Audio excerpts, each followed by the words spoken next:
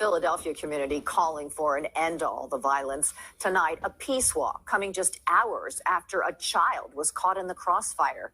Here's our Marcus Espinoza. A community grappling with gun violence comes together for a peace walk here in Germantown, less than a day after a 7-year-old is shot in the hand.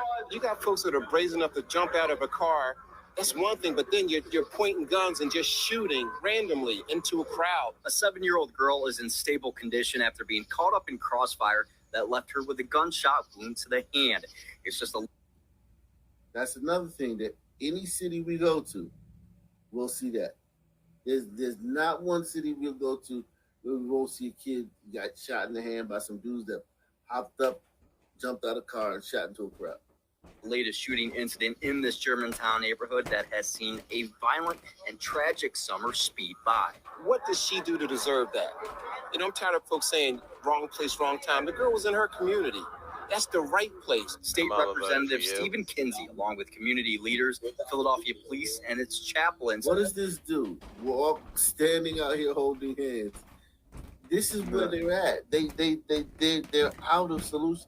They're standing in a circle holding hands. And they've been doing this for decades. Like, I don't understand what they think is going to happen. And the they burn the town down if it was a glider.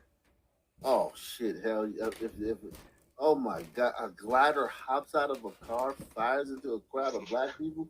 Not only would they burn, the country would be on fire. If that happened anywhere in this country, this whole country would be on fire. If she would have been riding a bike and would have came out between two parked cars and gotten touched by a glider in a car, this whole fucking community would be enraged. Yeah, this would be. We would be having a national conversation. Don Lemon would be coming. He would be on with the fucking different analysts and shit. They would have broke out all the fucking Michael Eric Dysons and shit. I'm here with Michael Eric Dyson to talk about why America doesn't love black people. And it would be like all this bullshit.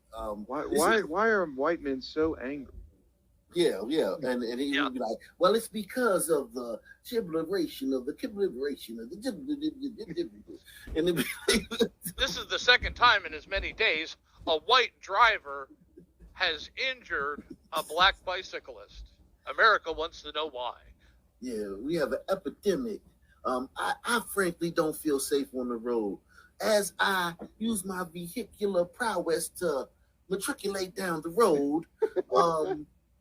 I feel that the ambiance of white supremacist rhetoric channeling through my embiotic flatulence. And it's like, what the fuck are you talking about, nigga? And it's like, but he gets what's the other one? The big Harry Dave Ellis or something, the big doctor with the big beard and they would have pulled up all those old guys, all those fucking typical ones they pull out every time something like this happens, and it would be a fucking big deal. But a couple Sunmen do this shit, and you got a bunch of fucking goddamn community fucking activists. And it's like the fourth girl this week. Right. And it's just like, it's nothing, and they know that, look how many police they got. These police wasn't here. They wouldn't be doing this shit. That white officer won't hold that black woman's hand. Right, you're right. That's the shit they'd pick out of that fucking picture right there. I peeped he's that. just like fucking Elmo. No, but look, he's not making a good attempt to reach out. Look at his lazy attempt. Exactly, because she's black. If he was white, he would be all straining to get his arm out there. Because she's black, he's just giving a half-ass effort. Oh, look how few white people there are in the photo. I mean, they're not supporting the movement, you know? It's just, they don't really care. Yeah, they're guarding it. And a walk through this Germantown neighborhood. We are proclaiming this area for God. There's been a lot of problems in this area, a lot of homicides, a lot of shootings, a lot of drug sales. and we're just taking it back for God. We are here for the children. The walk stopped at several places throughout the neighborhood that have experienced violence, hoping to fill these areas with peace. We need to teach our children that life is special. Talia Grimmage is a senior policy analyst with the Citizens Police Oversight Commission. She says a healthy and trusting relationship with police and its community is vital. They're talking about a healthy and trusted relationship with the community and the police now. This is the group that undermines that at every fucking turn by questioning everything the police do. But when did we transition to that? I thought this was about the 7-year-old girl. Yeah, this has nothing to do with the police at all. That's how delusional they are. And then look at her. They are the problem. See this picture here? This is the problem. This is why they would never get any better. This woman is so unsafe in that community. Like walking down the street in this neighborhood at night or even during the day, she is the vulnerablest of vulnerable. She's not a hood chick with a bonnet on her head and some flip-flops on. That's, from the neighborhood. She's some college-educated chick that she would never be, comfortable in this community unless there were police around. Chick probably lives out in Bucks County. Yeah. Let's hear her talk. Vital. There's always sort of a tense relationship between communities of color and the police department. And it's going to take a lot of work to change that. Some people may think, what the fuck is she talking about? There's always a tense relationship with police in neighborhoods where fucking little girls are getting shot every fucking other day by stray bullets. When carloads of fucking sunmen pull up and spray crowds and then speed off into the night. Those communities have problems with police. And the thing about that's so disgusting, what she's saying is she doesn't realize that a lot of these police officers, they are fathers as well. What do you think it does to them when they go out and they see the body of children or body of innocent people out there shot up and laid down in the street? You don't think they're not going to feel a certain kind of way toward these guys? She doesn't care. She's a son. Right, she doesn't. She can't. She's the problem. She's the problem. She can't empathize with other people. Compassion and empathy are just something that has to be externally. She would have to be really religious. She can't. That's not in her. there's always sort of a tense relationship between communities of color and the police department. And it's going to take a lot of work to change that. Some people may think it can't change. But I think when you have events like this, it shows really that there are so many people that are interested in improving that relationship. In Germantown, Marcus Espinoza, Fox 29 News. Nice. At 11, communities full of criminals usually have a problem with police. AK, that woman is profiting from the misery and death of others. Definitely. She's a commish. Definitely. Title there. She's in on the hoax. Definitely. She's a shyster, a charlatan. What the fuck is she talking about that for? And a lot of those communities are patrolled by Black police officers. So what is she talking about? You know, it's just like you can't rationalize. It doesn't make any sense. It's just so bizarre that she started talking about that there. Like, what the fuck? And then the temerity to just bring that out of the blue, to not mention the little girl, or to not have enough compassion. Like, oh man, this is so sad. What happened to this little girl? We hope that they find the fucking guys who did this to her. She's talking about can't let the money train stop. If she says that, she steps out of line, and then she gets cut off. Now it almost ends with a Good Samaritan shot.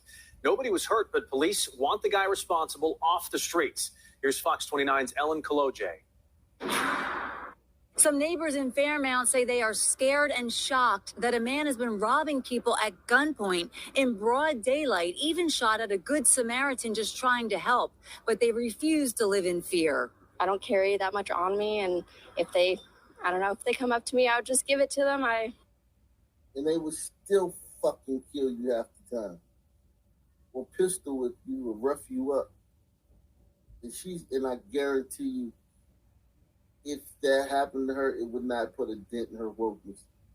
It's scary, but I still got to live my life. Well, it scares me because the neighborhood generally is pretty safe. Nancy did. Because there's no sun people over here. Look at the people that are out here. It's pretty safe because there's no sun people. Make sure you hit the PayPal, Cash App, Super Chat. Support the channel. Listen, man. You're not gonna get this anywhere else. You're gonna get. You know what you're gonna get into other channels? You're gonna get. Yeah, this is really messed up, man. It's just something needs to be done about this. This is really. I mean, America. The main cause of this is poverty. Poverty and white supremacy are the reason that guys go out and rob people. I'm talking about from the conservatives. We've got to do better. I never heard one conservative that I know of say any such thing. You got pansy. They'll say it's like Marxism or some shit, when in reality it's just doing what they do. Mark Levin's pretty good. It would definitely be like something other than like right now, like for real. We all know what this guy looks like that's doing this, right? Everyone here knows what the guy who looks like who's doing this. And we know why he's preying on these people in this neighborhood. Because they're unarmed, and because they have things, and because he knows that he's not the fight, he's less likely to get a fight put up in this area, and because they're white too. He doesn't like white people. He doesn't like Asian people. Generally is pretty safe. Nancy David recently moved here from Oregon and was so disturbed to hear about 8 So she's moved to Philly from Portland. You think she's gonna fucking bring her voting tendencies and her fucking Portland fucking goddamn political shit with her? Of course she is. She's gonna fucking vote every fucking woke pot. She's from fucking Portland, Oregon, or whatever the fuck. But it just matches her neighbors. That's how they're voting already. Generally is pretty safe. Nancy David recently moved here from Oregon and was so disturbed to hear about 8 recent armed robberies, one right on Taney Street where she lives. You know, I never count on somebody helping me when if something should happen, because you're in this, you know, it's not the same as where I came from. Police say they're looking for a man who they believe might be responsible for all 8 robberies between June 20. Remember, what was it? Indianapolis? There was 5 burglaries in the little short area. In Memphis, there was 5 burglaries in that one little. This Philly, this one guy's done 8 in the last fucking couple of weeks. And this is just one. These are just guys. This isn't like everything. This is this whole story of this one guy. Yeah, this isn't the 100 car break-ins that happened in that area. Right. This is just the 5 fucking B&Es, the 10 fucking home invasions. This is this one guy. What they know he's done. He's done more than this, but what they know he's done in the last month. This one guy. For all 8 robberies between June 26th and July 18th, between 21st and 24th Streets. Police released this video of the suspect from July 12th, the day they... That be's the son. Whoa, shocking. That be's the son, man. Whole son, man. And with the quality of these fucking images, there's 200 people out there who know this guy's name. Oh, we got Agent Martin back, man. They said you was mad at me. You want to come up here and tell me what I did to make you mad at me, Agent? Yeah, this guy,